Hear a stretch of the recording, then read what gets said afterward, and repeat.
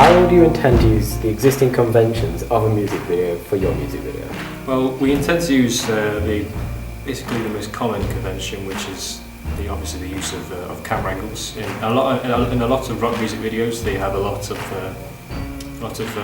close-ups and extreme close-ups, as well as medium close-ups kind of thing, to basically portray an element of a character's story, as this is going to be a narrative-based video with the mixture of edits such as fast editing and kind of slow edits to basically set the scene for the rest of the video, because it's the best way to portray the story. Of course, there's another convention, which is of course the dark clothing. In a lot of rock music videos there's going to be a lot of dark clothing, and we've decided to more or less go along with this convention, as it also sets the tone for the overall narrative, so we've also gone with a lot of dark clothes for our video. So my next question is, how do you develop existing conventions on what you have found through research? Well, basically through the research stage we asked members of the public what they liked in music videos, and through this research we discovered that the majority of them, they prefer to have a more of a narrative-based video.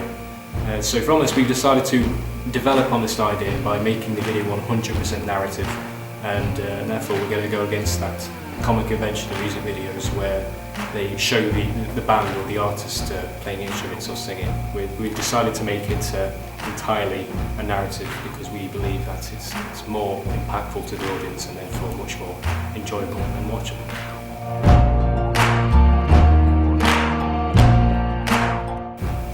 So my last question for today is, how do you plan on challenging existing forms of the rock genre within the media?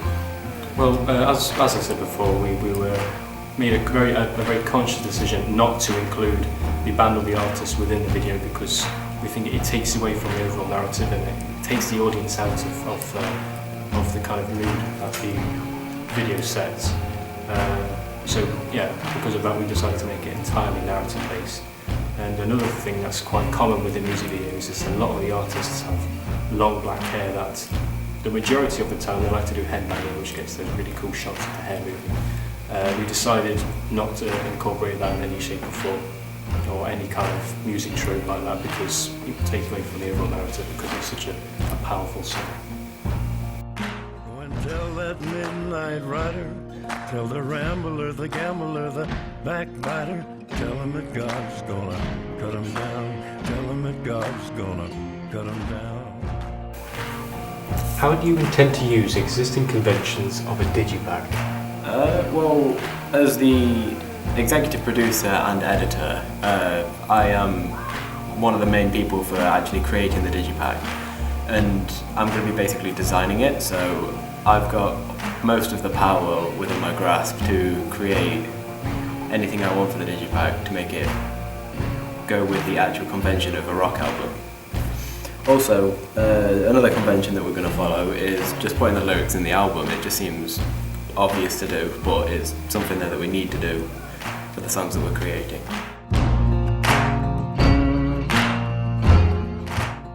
How will you develop existing conventions that you have found? Well, through research, the modern digipacks of like rock seem to have no band members on the front, which we're going to take and go forward with and have an image on the front instead of the band members.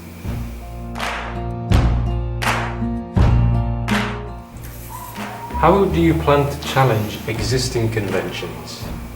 Well, the way that we're going to challenge existing conventions of the digipack is by basically having the album name bigger than the band's name, which doesn't really happen over the rock digipacks of the modern day.